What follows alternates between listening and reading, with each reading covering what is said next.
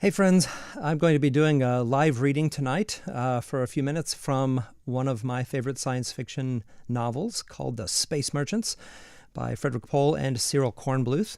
And what I wanted to do with these is kind of go through just one excerpt tonight from the book and then comment on it a little bit. I need to set up the excerpt though, because it won't make any sense if you don't know what's going on and what the conversation that I'm going to read has to do with the rest of the story world. So just so you get an idea of what The Space Merchants is about, here's the back cover copy. In a vastly overpopulated near-future world, businesses have taken the place of governments and now hold all political power. States exist merely to ensure the survival of huge transnational corporations. Advertising has become hugely aggressive and boasts some of the world's most powerful executives. Through advertising, the public is constantly deluded into thinking that all the products on the market improve the quality of life. However, the most basic elements are incredibly scarce, including water and fuel. The planet Venus has just been visited and judged fit for human settlement, despite its inhospitable surface and climate. Colonists would have to endure a harsh climate for many generations until the planet could be terraformed.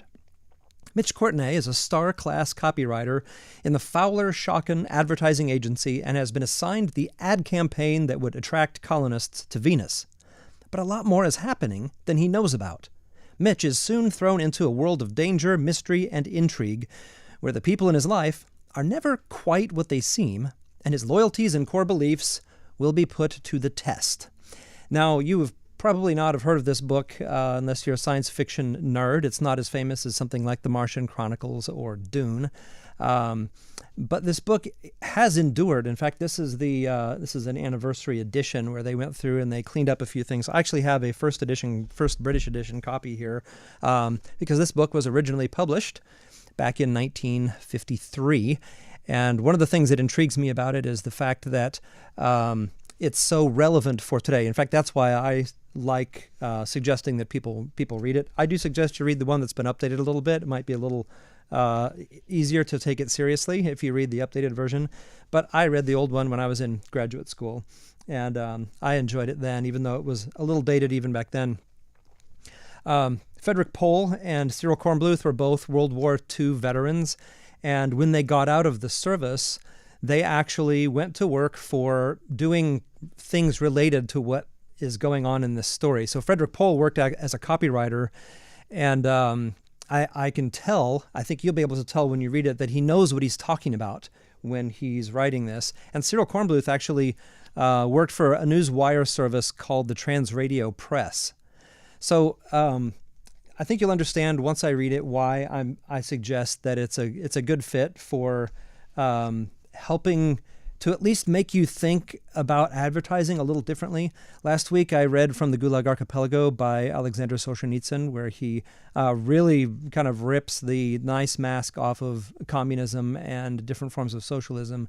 And so I should point out that Frederik Pohl was a member of the Communist Party before World War II. He left before the U.S. entered World War II. So this has maybe a little bit of a flavor towards the other side. Not nearly as much as Solzhenitsyn, and it is meant to be good fun. One thing I like about it is I suspect I know what the authors think about commercial propaganda, but I'm not quite sure what they think about different political systems, which is a sign of strong storytelling. So yeah, I'm going to read from the Space Merchants, and I want you, how do I say this? This is the thing that this book did for me when I was in graduate school. I read this particular section, and I stopped reading, and I kind of put it down, and I went, maybe I'm not too clever to be manipulated. Maybe I'm not the exception to the rule, right? So I'll talk about the commercial propaganda aspect here in just a second, but I want to read from the book first. So this is Mitch Courtenay, the star copywriter, welcoming a new guy into the office. First, words. We want words that are about Venus. Words that'll tickle people, make them sit up, make them muse about change and space and other worlds. Words to make them a little discontented with what they are and a little hopeful about what they might be. Words to make them feel noble about feeling the way they do and make them happy about the existence of Indiastries and Starzelius Verily and Fowler Schocken Associates. Words that will do all these things and also make them feel unhappy about the existence of Universal Products and Taunton Associates. He was staring at me with his mouth open. "You aren't serious," he finally offered. "You're on the inside now," I said. "That's the way we work. That's the way we worked on you." "What are you talking about?" "You're wearing Starzelius Verily clothes and shoes, Jack. It means we got to you. Taunton and Universal worked on you, Starzelius and Schocken worked on you, and you chose Starzelius. We reached you. Smoothly, without your ever being aware that it was happening, you became persuaded that there was something rather nice about Starzelius clothes and shoes, and that there was something rather not nice about Universal clothes and shoes." "I never read the ads," he said defiantly. I grinned. "Our ultimate triumph is wrapped up in that statement," I said. "I solemnly promise," O'Shea said, "that as soon as I get back to my hotel room, I'll send my clothes right down the incinerator chute." "Luggage too?" I asked. "Starzelius luggage?" He looked startled for a moment and then regained his calm. "Starzelius luggage too," he said, "and then I'll pick up the phone and order a complete set of Universal luggage and apparel, and you can't stop me." "I wouldn't dream of stopping you, Jack. It means more business for Starzelius. Tell you what you're going to do. You'll get your complete set of Universal luggage and apparel. You'll use the luggage and wear the apparel for a while, with a vague, submerged discontent. It's going to work on your libido because our ads for Starzelius, even though you say you don't read them, have convinced you that it isn't quite virile to trade with any other firm. Your self-esteem will suffer. Deep down, you'll know that you're not wearing the best. Your subconscious won't stand up under much of that. You'll find yourself losing bits of Universal apparel. You'll find yourself accidentally putting your foot through the cuff of your Universal pants. You'll find yourself overpacking the Universal luggage and damning it for not being roomier. You'll walk into stores and, in a fit of momentary amnesia regarding this conversation, you'll buy Starzelius. Bless you. O'Shea laughed uncertainly. "And you do it with words?" "Words and pictures, sight and sound and smell and taste and touch. And the greatest of these is words. Do you read poetry?"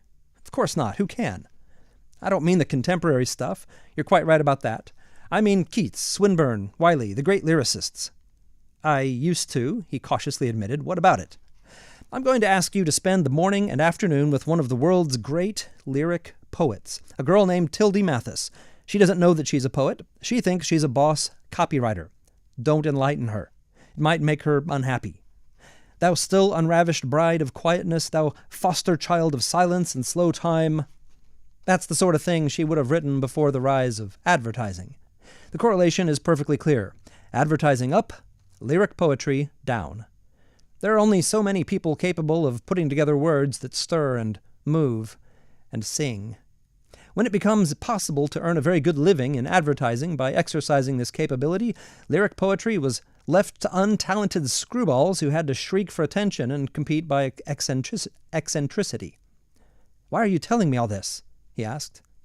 I said, "You're on the inside, Jack. There's a responsibility that goes with the power. Here in this profession, we reach into the souls of men and women. We do it by taking talent and redirecting it. Nobody should play with lives the way we do unless he's motivated by the highest ideals." "I get you," he said softly. "Don't worry about my motives. I'm not in this thing for money or fame. I'm in it so the human race can have some elbow room and dignity again." "That's it," I said, putting on expression number 1. But inwardly, I was startled. The highest ideal I'd been about to cite was sales. All right, so that is an excerpt from The Space Merchants. I hope that if you decide to read it, you will enjoy it. The Space Merchants is actually available. I put it on and pulled it off of our Good Books Guide, meaning it's still on there, and you can get a copy of the Good Books Guide. We actually have, right here, I have a physical copy. This is free. You cannot get the physical copy free, but you can get the ebook for free by clicking the link in the post that we'll put there, or just going to clearwaterpress.com. And you can access the link there, though. So it has about 500 books that are recommended by our our team. And so I should point out that after The Space Merchants was successful, a sequel was written, this time by Frederik Pohl and Lester Del Rey.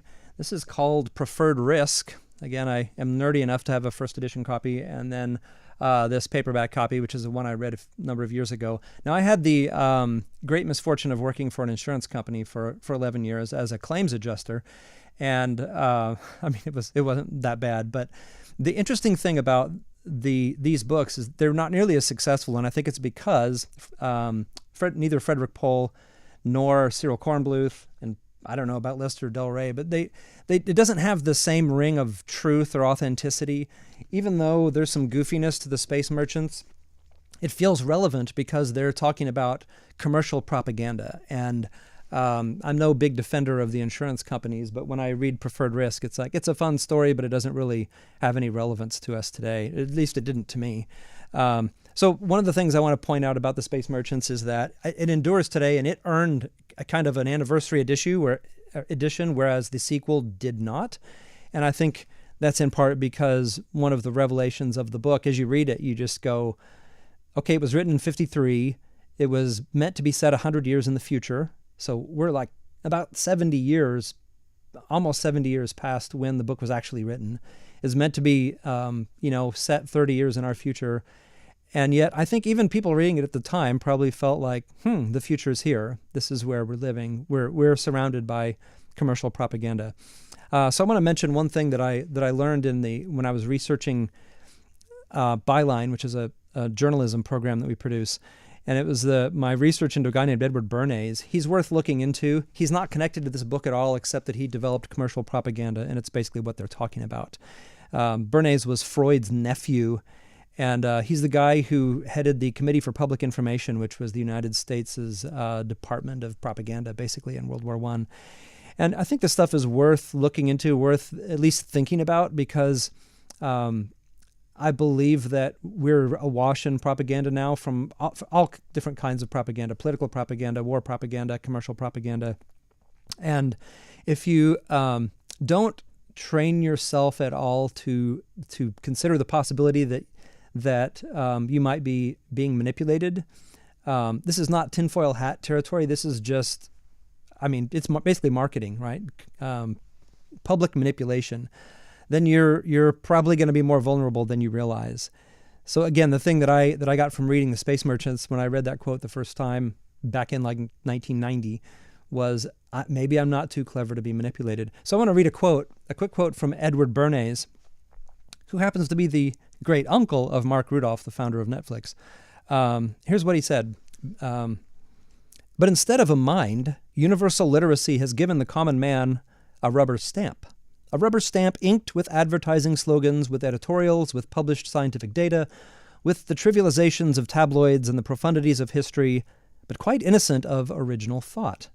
Each man's rubber stamp is the twin of millions of others, so that when these millions are exposed to the same stimuli, all receive identical imprints. The amazing readiness with which large masses accept this process is probably accounted for by the fact that no attempt is made to convince them that black is white.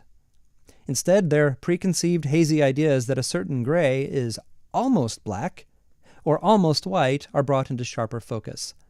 Their prejudices, notions, and convictions are used as a starting point, with the result that they are drawn by a thread into passionate adherence to a given mental picture. After World War I, Edward Bernays kind of developed modern commercial propaganda, and it is what The Space Merchants is talking about, which is why I read that. And notice that he makes 2 points. One, that it oversimplifies everything, but also that it convinces you of things that you already think are true. It's not trying to convince you of things that you don't think are true, which means, if you follow that to the logical conclusion, that the sort of propaganda that I am most susceptible to is the sort of propaganda that I want to believe.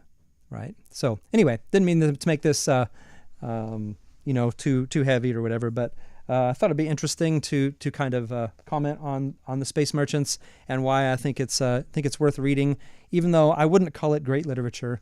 I would call it a great story, and certainly something that is thought-provoking. So hope you enjoyed it, and if you have comments, leave them below, and I will see you next week. I'm going to do another reading, and we'll see how it turns out. Thanks a lot.